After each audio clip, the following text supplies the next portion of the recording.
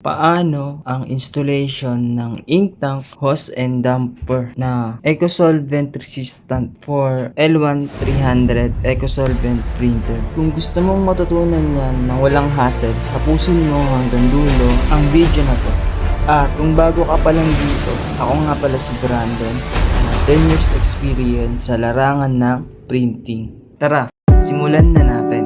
Dito, ililigpit ko na yung mga tinanggal nating shark teeth yung nakaraang vlog number 10. Sa mga hindi nakapanood, ilalagay ko na lang yung link sa baba. At ito na yung mga gagamitin natin. Ink tank na 250 ml. Mapapansin nyo dyan, YCMK. Ganyan talaga yung pagkakasunod-sunod niyan kapag nilapat natin sa hose. Isa pang mapapansin mo dyan, 4 lang yung lagayan niya ng ink. Diba dapat 5? Kasi yung black dyan, 2 na yung naka-insert na hose na higupan ng ink papuntang damper. Meron din yung mga connector na naka-ready kung magpapalit ka ng ink. Halimbawa, may 2 kang ganito. Isang JetBest brand para sa mga picture and odd din naman para sa mga sticker decals. Kinakailangan lang sa trick na yun, medyo mahaba yung allowance ng hose mo kasi paunti-unti mababawasan yan.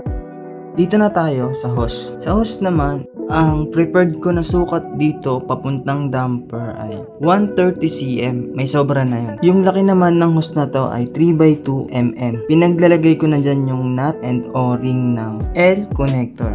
Punta na tayo sa bracket na may kasamang clip pang ipit sa hose. Sa mga naka-stock damper, hindi na to kailangan. Pero kung gamit mong damper is pang large format, kailangan mo to kasi matangkad yung damper nun. Next, cable tie, pang lock. Tapos, modified damper for large format. Sa pag-modified nito, meron akong nakaseparate na video. Ilalagay ko na lang yung link sa baba. At ayan na yung mga kailangan natin. Ang uunahin dito i-set up yung hose. Ayan yung hose na yan. Pag binili niyan, magkakadikit pa yan. Kaya ang gagawin natin muna, kakatin natin siya sa gitna para maisa-isa natin siya. May connect dun sa may ink tank. Gamit lang yung cutter place na yan. Then, ilalapat ko na dyan yung hose na 5 line. Tsaka ako na siya isa-isahin i-connect. Uunahin ko dito yung black pataas. Sa hose pala na kinakabi ko, naglagay na ako dito ng allowance.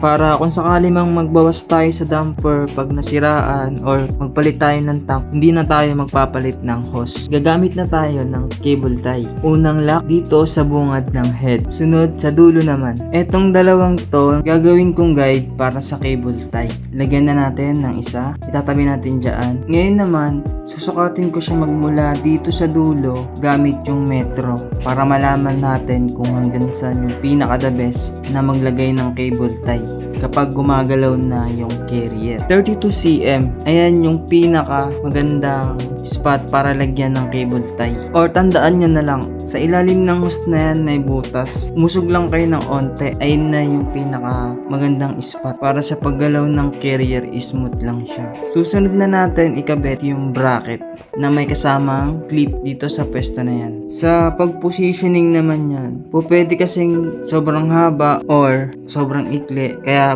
a-adjust tayo. Dito sa ginagawa ko mahaba siya, kaya in-adjust ko siya pabalik dahil naglagay talaga ako ng pasobra dyan for adjustment para sa mga susunod na vlog. Next is yung mga modified damper, isa-isay na natin silang ilagay sa head or sa loob ng carrier. Then after malagay nyan, set up na natin itong bracket. Tatanggalin ko muna yung unang damper para ma-screw natin siya.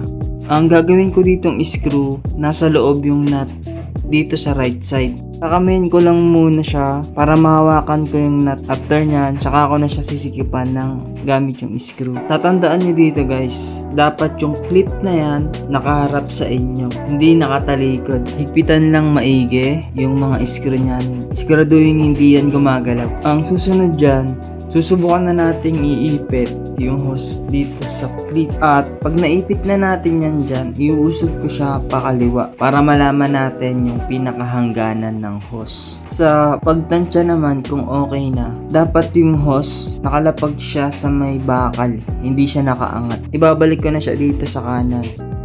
Yung hose naman, kinakailangan niya nakasagad sa clip pinakadulo. Then, yung hose ko pala dito, magkakadikit pa. Hihimayin lang muna natin. Next, hose para sa yellow. Susukatin natin siya na isakto hanggang sa may pinakahangganan ng L connector. Ayun ang basihan. Pagkatapos nun, ikakatapos maglalagay na tayo ng gold nut. Sunod dyan yung O-ring. Saka natin siya i-connect sa L connector para mag-lock. Next hose naman ay para sa sayan. Mas malaki dito yung putol ng hose kasi habang papalapit tayo sa block, pahaba ng pahaba yung putol ng hose. Makikita nyo dyan, hinihigpitan ko na yung sa nut papuntang L connector. Hindi naman siya sobrang sikip, yung saktong higpit lang. Medyo mahihirapan kayo dyan kapag yung L connector nyo hindi modified kagaya ng picture na to. Yung nasa kaliwa dyan, ayan yung hindi modified. Makikita nyo yung nakausli dyan para sa hose, nakatakip pa siya. Mahihirapan kayo dyan magpasok. Samantalang dito sa modified, sa right side, pag pinasok mo yung hose dyan,